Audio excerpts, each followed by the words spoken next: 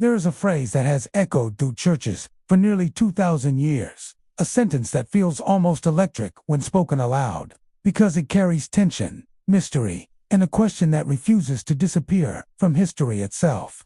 This generation will not pass away. Those words recorded in the Gospels have unsettled believers, scholars, and skeptics alike, because they seem simple when first heard. Yet beneath them lies a puzzle stretching across centuries of reflection. For generations, Christians have tried to understand what Jesus meant when he described wars, earthquakes, deception, tribulation, and cosmic signs, and then connected all those events to a generation that would somehow witness these things finally unfolding.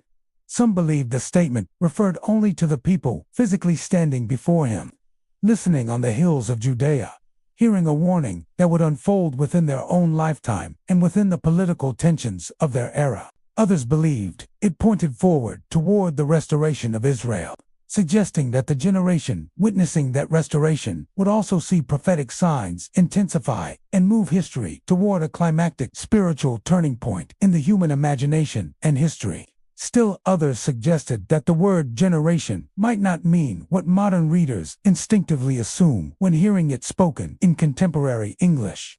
That single word carries enormous weight in the first-century Greek term used in the text. In that context, it could refer to people living at the same time, but it could also describe a lineage, a people group, a historical class, or even a moral category.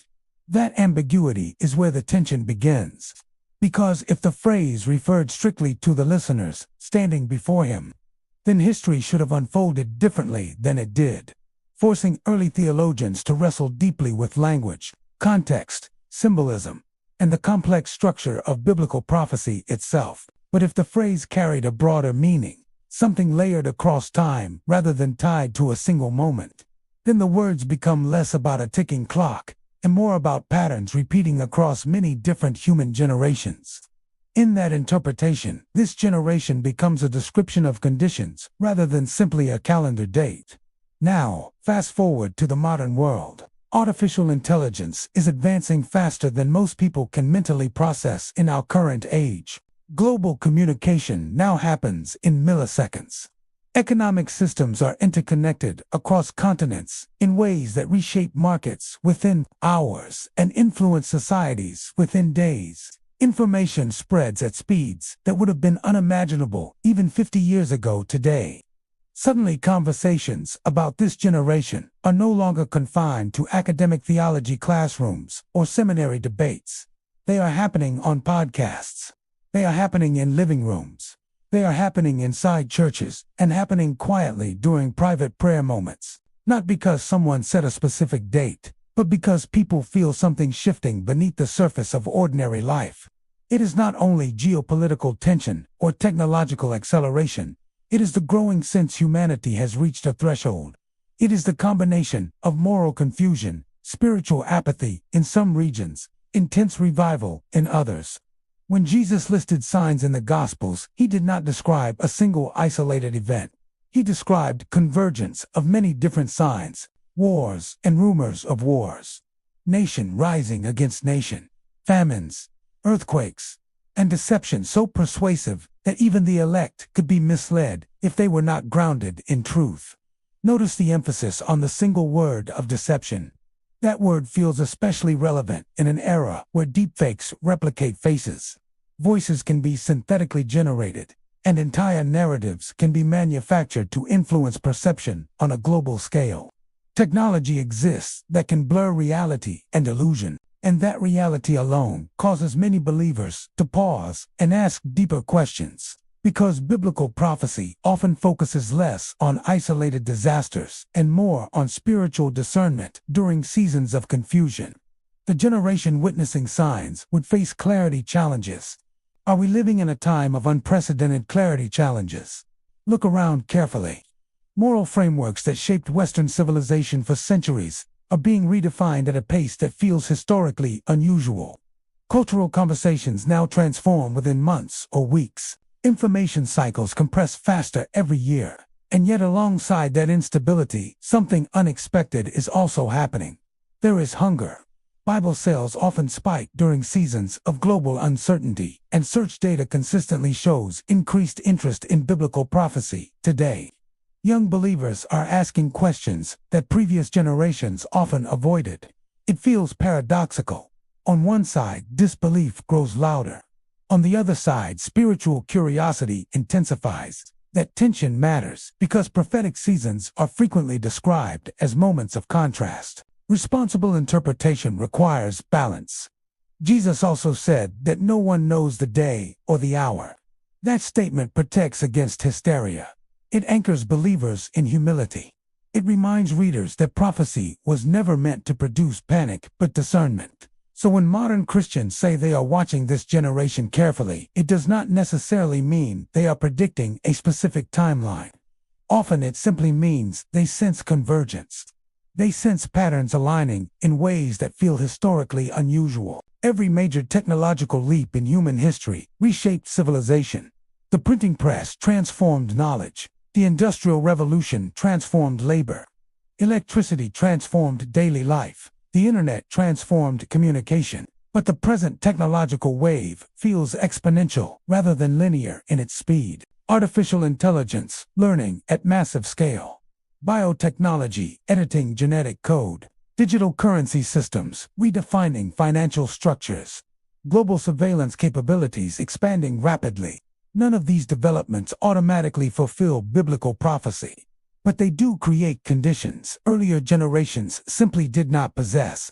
That is why the phrase, "this generation feels alive again," for many believers, not because someone is shouting predictions, but because thoughtful readers of Scripture are comparing biblical patterns with modern history and asking measured questions about timing today.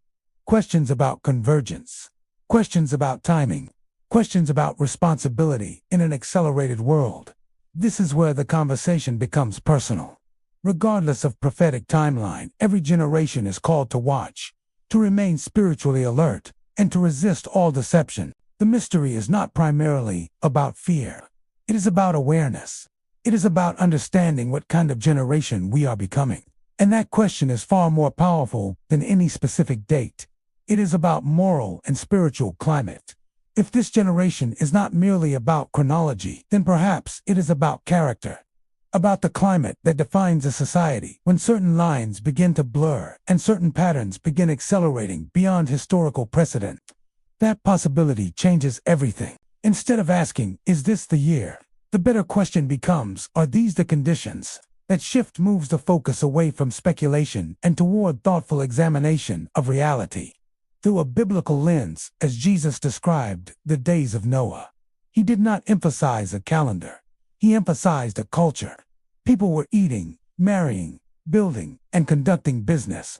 Life appeared normal even as deeper spiritual conditions were shifting beneath the surface. Prophetic seasons involve ordinary routines alongside extraordinary spiritual conditions. Conditions remain invisible to those who are not paying attention to deeper changes taking place beneath society. Look carefully at modern life. Humanity is more connected than any civilization before it. Yet loneliness statistics continue to rise every year. We possess more information than any generation in history. Yet confusion about truth feels more widespread than ever before. That paradox is significant. Because biblical prophecy repeatedly warns about deception increasing in the final phases of human history today, not necessarily through obvious chaos alone, but through subtle distortion, where truth becomes negotiable, where conviction becomes inconvenient, and where clarity becomes increasingly rare. The battle rarely begins loudly. It often begins quietly, with gradual normalization of ideas once considered extreme. Within a decade, what once shocked society begins to feel ordinary. That pattern has repeated throughout history. But the speed now feels different. Digital platforms amplify narratives globally within minutes. Algorithms reward emotional intensity. Outrage spreads faster than any nuance. Discernment requires far more intentional effort than it once did. That is why many believers are not watching headlines alone. They are watching trajectories. They are studying long-term shifts in worldview, authority, morality, and deep spiritual hunger today. They compare those shifts with biblical descriptions of what the last days would feel like, rather than simply what they would look like. There is another dimension. Jesus also spoke about a global proclamation of the gospel before the end. For most of human history, that statement seemed logistically impossible.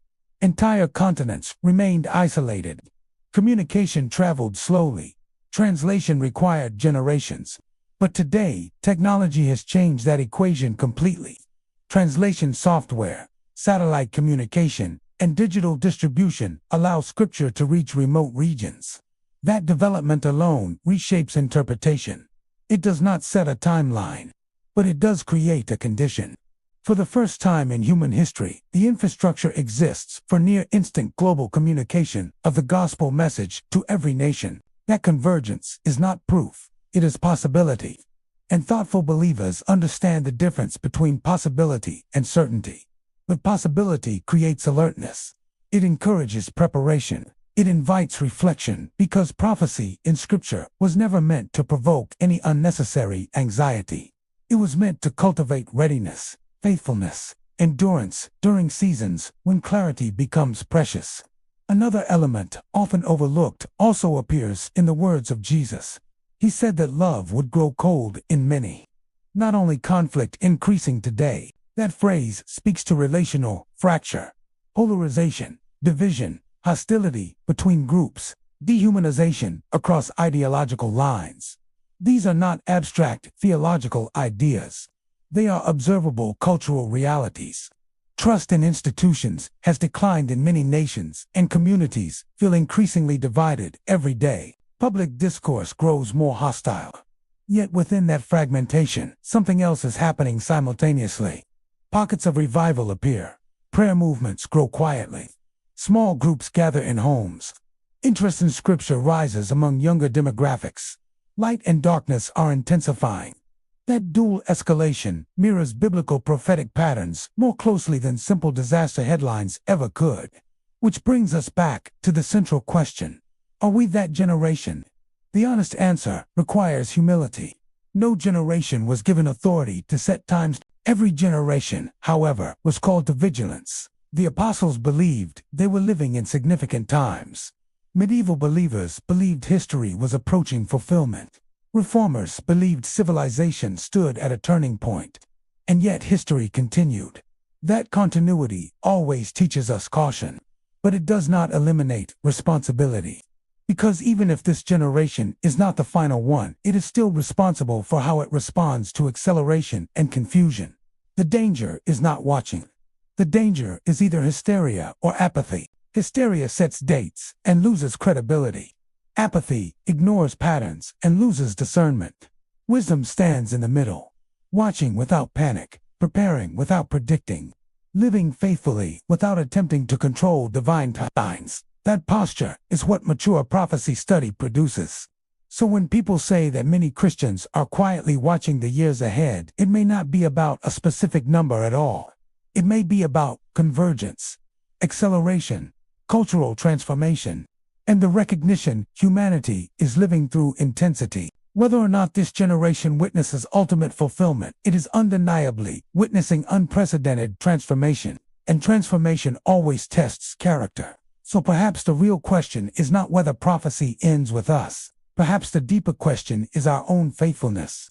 Will we remain grounded, discerning, and faithful in the middle of rapid change, prepared for whatever season unfolds next in the long, unfolding story of history? Because regardless of timeline, that responsibility belongs to this generation standing here today.